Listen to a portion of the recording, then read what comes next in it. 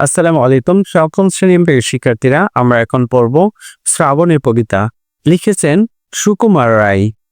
ওকে, দেখো। জলঝড়ে জলঝড়ে সারাদিন সারা রাত, অফুরান নামতাই বাদনের ধারাপা, আকাশের মৌ ঢাকা ধোয়া মাখা চারিদার, পৃথিবীর ছাদ পিকে ঝমাঝম ভারিদা, স্নান করে গাছপালা প্রাণ খোলা বর্ষায়, নদী নালা ঘোলা জল ভরে ওঠে ভরসায়, উৎসব গণভোর উন্মাদ শ্রাবণের, শেষ নাই বর্ষার প্লাবনের। জলে জলে জলময় 10 দিক টলমল, অবিরাম একই গান ঢালো জল ঢালো জল, ধুয়ে যায় যতটা জর্জর দৃশ্যের, ধুয়ে যায় রৌদ্রের স্মৃতিটুকু বিশ্বে, শুধু যেন বাজে কোথা নিঞ্চুম মুক্ত, ধরনীর আশা ভয় ধরনীর সুপদম। প্রিয় শিক্ষার্থীরা, এই হচ্ছে আমাদের কবিতাটি। আমরা পড়েছি, এখন এখান থেকে শব্দান্ত টিকাগুলি পড়ে নিব। অফুরান নামতায় বাদলের ধারাপা, অর্থাৎ গণিতে নামতা বলতে বোঝায় গুণ করার ধারাবাহিক তালিকা। আর ধারাপা হলো অঙ্ক শেখার প্রাথমিক বই। এই কবিতায় বৃষ্টি ধারার পতনকে বলা হচ্ছে ধারাপা।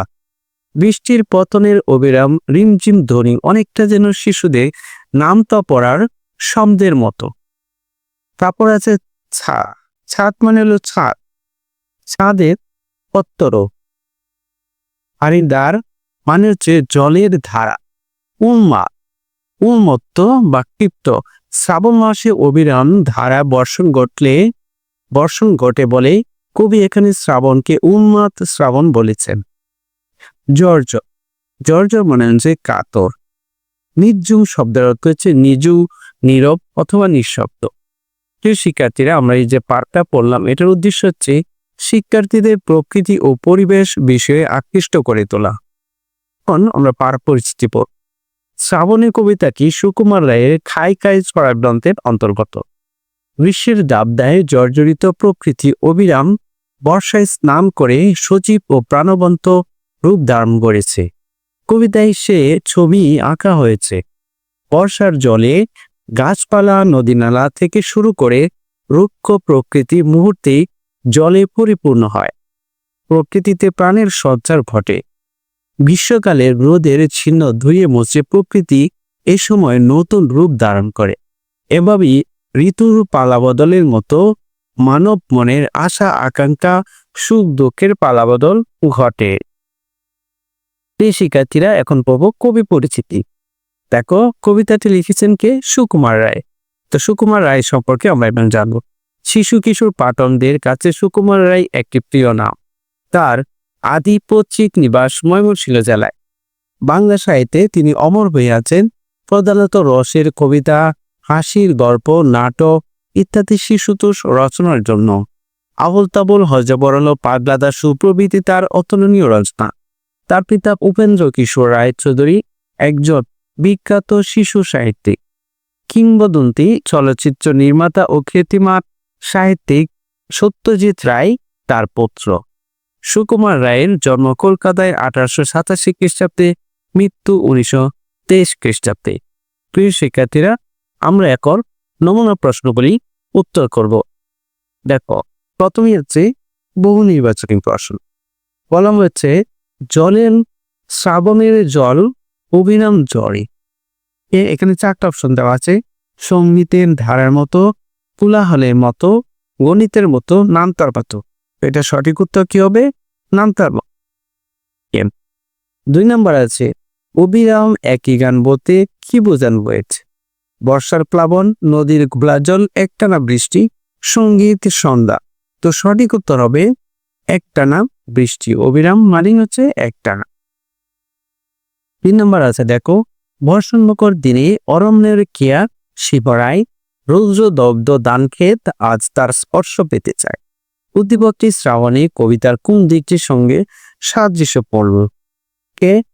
একটা হচ্ছে অবিরাম বৃষ্টি, মেঘলা আকাশ, বৃষ্টি স্নাত প্রকৃতি, তাপ ধুয়ে যাওয়া। ঠিক আছে শিক্ষার্থীরা, সঠিক উত্তর হবে বৃষ্টি স্নাত প্রকৃতি, অর্থাৎ গ নাম্বার। ঠিক আছে। 4 নম্বরে দেখো, বৃষ্টি এলো কাশ বনে, যার এলো সারা খাস বনে। উদ্দীপকের ভাব দ্বারা শ্রাবণের কবিতার কোন পংক্তিতে প্রতিফলিত হয়েছে? দেখো, প্রথমে আছে অপরার নাম তাই বাদরের ধারাবাত। 2 নম্বরে আছে আকাশের বুকটা ধোয়া মাখা চারিদাত। গদ্যে আছে স্নান করে গাছপালা প্রাণ খোলা বর্ষায়। ঘতে আছে নদী নালা খোলা জল ভরে ওঠে বর্ষায়। তো সঠিক উত্তর হবে গ, স্নান করে গাছপালা প্রাণ খোলা বর্ষায়, অর্থাৎ সঠিক উত্তর হলো আমাদের এই ডান। ঠিক আছে। এখন দেখো, একটা সৃজনশীল দেওয়া আছে, উদ্দীপক দেওয়া আছে 2টা। ঠিক আছে। তো এই 2টা থেকে প্রথম প্রশ্ন করেছে যে উদ্দীপক, আমরা প্রথম উদ্দীপকটি একটু পড়ে নিই। আজিকায় রোদ ঘুমায়ে পড়িছে ঘোলাটে মেঘের আরে, কেয়া বন পথে স্বপন বনিছে ছল ছল জলধারে। কাহার চিয়ারি কদম্ব শাকে হৃদচুম বিড়ালায়, ছোট রেণু ফুলিয়া দিয়াছে অস্ফুট কলিকায়। এই হচ্ছে একটা উদ্দীপক। আরেকটা উদ্দীপক আছে, কেউয়া রঙিন খাতায় মেলিয়া বুকের সফল খানি, তারে ভাষা দেই ধিকল সুদার মায়াবী আকরটায়। প্রিয় শিক্ষার্থীরা, 2টা উদ্দীপক দেওয়া আছে। প্রথম প্রশ্ন হচ্ছে প্রাণ খোলা বর্ষায় কে স্নান করে? কল উন্মাদ শ্রাবণ বলতে কি বোঝানো হয়েছে? ক হচ্ছে প্রথম উদ্দীপকে শ্রাবণের কবিতায় বর্ণিত বর্ষার কোন দিকটি চিত্রিত হয়েছে? খ, দ্বিতীয় উদ্দীপকটি শ্রাবণের কবিতার শেষ চরণে প্রতিফলিত হয়েছে কি? যুক্তি সহ বিচার করো। প্রিয় শিক্ষার্থীরা, প্রথম প্রশ্ন হচ্ছে প্রাণ খোলা বর্ষায় কে স্নান করে? তো এটার উত্তর লিখবো আমরা যে প্রাণ খোলা বর্ষায় গাছপালা স্নান করে। ওকে, এটার জন্য আমরা 1 নম্বর পেয়ে গেছি। 2 নম্বর হলো উন্মাদ শ্রাবণ বলতে কি বোঝানো হয়েছে? এটা উত্তর লিখবো উন্মাদ শ্রাবণ বলতে শ্রাবণ মাসের অবিরাম বর্ষণের কথা বোঝানো হয়েছে। কি বোঝানো হয়েছে? শ্রাবণ মাসের অবিরাম বর্ষণের কথা। তারপর এটা যে 2 নম্বর, আমরা আরেকটা প্যারা লিখবো। পরে লিখবো শ্রাবণ মাসে দিন রাত টিপ টিপ জমজম করে বৃষ্টি পড়ে, এই মুহূর্তের জন্য থামে না, মনে হয় প্রকৃতি যেন আনন্দ করে অবিরাম জল ঝরাচ্ছে।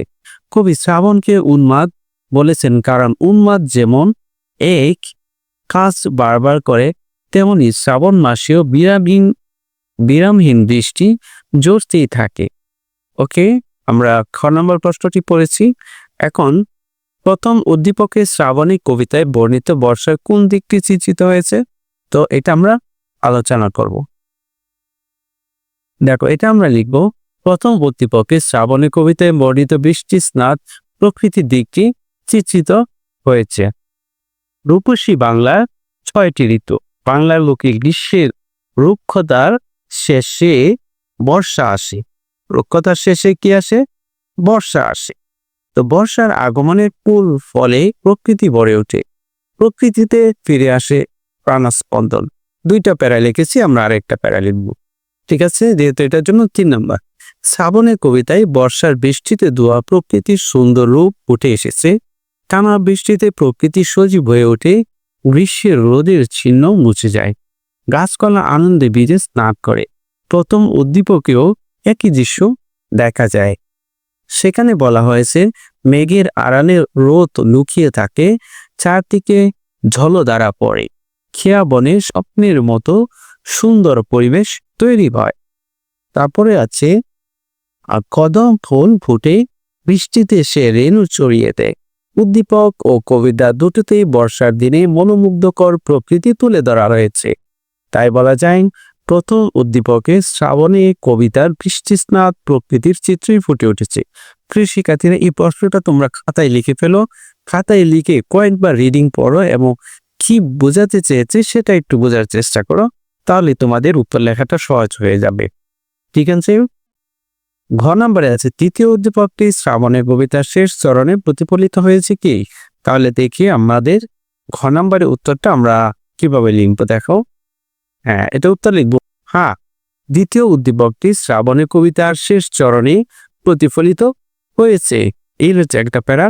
তারপরে প্যারা লিখবো বৃষ্টির দিনে শুধু প্রকৃতিতে পরিবর্তন আসে না, পরিবর্তন আসে মানব মনেও।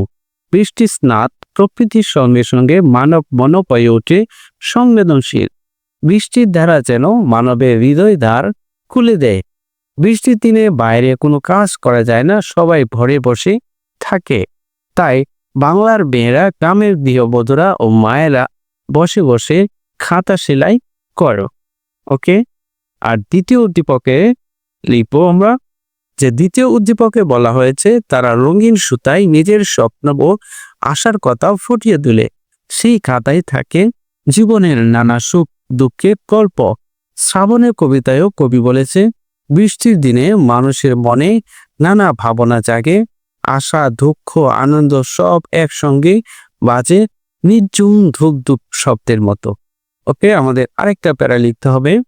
পরের প্যারা লিখব, উদ্দীপক ও শ্রাবণে কবিতা উভয় জায়গায় বর্ষা ঋতুতে বৃষ্টির দিনে মানব মনে যে পালা বদল ঘটে সেই কথা প্রকাশ পেয়েছে মানুষের সুখ দুঃখের স্বপ্নের কথা। তাই আমরা বলতে পারি যে দ্বিতীয় উদ্দীপকটি শ্রাবণের কবিতার শেষ চরণে প্রতিফলিত হয়েছে। প্রিয় শিক্ষার্থীরা, প্রশ্নটা তোমরা খাতায় তুলে ফেলো অথবা প্রশ্নটা উত্তরটা কয়েকবার রিডিং পড়ো, তাহলে তোমাদের জন্য সহজ হয়ে যাবে। তাহলে আজকের মতো এই পর্যন্তই। তো সবাই ভালো থেকো, আল্লাহ হাফেজ।